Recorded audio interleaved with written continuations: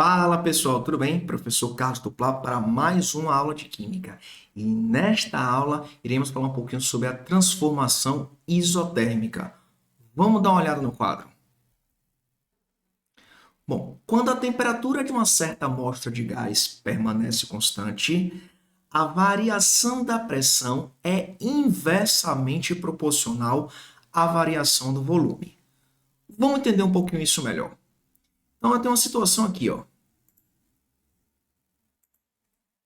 Eu tenho aqui o gás em um estado 1 e eu vou dizer que ele está inicialmente submetido a uma temperatura de 300 Kelvin, ocupando um volume inicial, que é um V1, de 3 litros, e submetido a uma pressão inicial de 2 atm. Tranquilo até aí, né?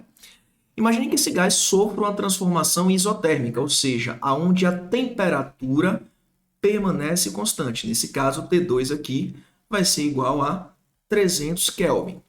Se você observar, houve um aumento do volume. Então, se o volume era 3 litros, ele passou aqui a ser 6 litros.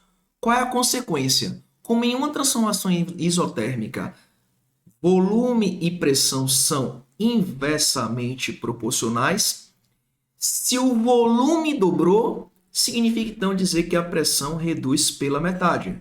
Portanto, a pressão 2 vai ser igual a 1 atm. Então, em uma transformação isotérmica, quando eu aumento o volume, eu diminuo a pressão. Quando eu diminuo o volume, eu aumento a pressão. Beleza? E veja que isso faz sentido. Por quê? Se considerarmos que a pressão de um gás está associada à frequência com que essas partículas colidem com a parede de um recipiente, se eu aumento o volume, eu vou diminuir a frequência de colisões. Por isso que eu diminuo a pressão. Essa transformação gasosa foi estudada de forma independente por dois cientistas. Por isso que essa lei é chamada de lei de Boyle-Mariotte. Eu posso fazer uma representação gráfica dessa transformação isotérmica. E ele teria essa cara aqui, ó. Esse é o gráfico de uma transformação isotérmica. Então, isso aqui que eu estou fazendo é uma isoterma. E se você observar aqui, ó, quando o volume é igual a 1 litro, perceba que a pressão aqui, ó, corresponde a 6 atm. Se eu triplicar o volume, observe que eu reduzo 3 vezes a pressão. Eu posso expressar também a transformação isotérmica de forma matemática. Então, matematicamente falando, é P1, que é a pressão inicial, vezes V1, que é o volume inicial, igual a P2, que é a pressão final, vezes V2, que é o volume final. Beleza? Aproveita, pausa o vídeo, tira um print, copia no caderno depois para deixar tudo organizado e curte esse vídeo. Tá? Se você chegou até esse momento da aula, significa que esse vídeo está sendo importante. Então, curte esse vídeo que é muito importante para mim também. Vamos ver uma aplicação, tá, em exercício dessa transformação. Então, tem aqui a questão. Um cilindro com êmbolo móvel contém 100 ml de CO2 a 1 atm.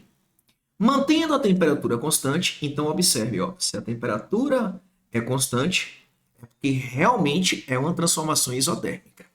Então, mantendo a temperatura constante, se quisermos que o volume diminua para 25 ml, teremos que aplicar uma pressão igual a... Bom, como eu sei que a temperatura é constante, significa dizer então que é a lei de Boyle-Mariotte, ou seja, P1V1 igual P2V2. Então vamos dar uma olhada, uma análise no que a questão nos oferece e qual é a pergunta dessa questão. Então perceba, ele diz que um cilindro contém inicialmente 100 ml de CO2, então isso significa dizer que o volume inicial corresponde a 100 ml e ele está submetido a uma pressão inicial de 1 atm. Isso é a pressão inicial, que é de 1 atm. Note que ele diz que o volume diminui para 25 ml, significa então dizer que V2 passa a ser 25 ml, E a questão pergunta qual será a pressão nesse novo volume. Ou seja, a questão ela quer saber quem é P2. Então, aplicando a lei de Boyle-Mariotti, como é que nós fazemos aí? Então, P1, que é igual a 1, vezes V1, que é igual a 100, vai ser igual a P2, que é quem eu quero, vezes 25, que é o volume 2. Organizando isso, então eu tenho que 100, né, igual a 25 P2. Organizando mais isso ainda, significa então dizer que P2 vai ser igual a 100 dividido por 25. Logo, fazendo uma continha aqui, né? P2 vai ser igual a 4,0 atm. Portanto, a resposta é a letra B de bacana. E veja que faz sentido. Se eu tenho um volume inicial de 100 ml e ele reduz para 25, em uma transformação isotérmica, como são grandezas inversamente proporcionais, se o volume diminuiu, obviamente, então, a pressão aumentou. Beleza? Caso você queira trabalhar mais exercícios, aqui na descrição do vídeo eu deixo um link com uma série de 5 questões resolvidas acerca dessa transformação isotérmica. No mais, se você ainda não curtiu esse vídeo, curte, compartilha para os seus amigos.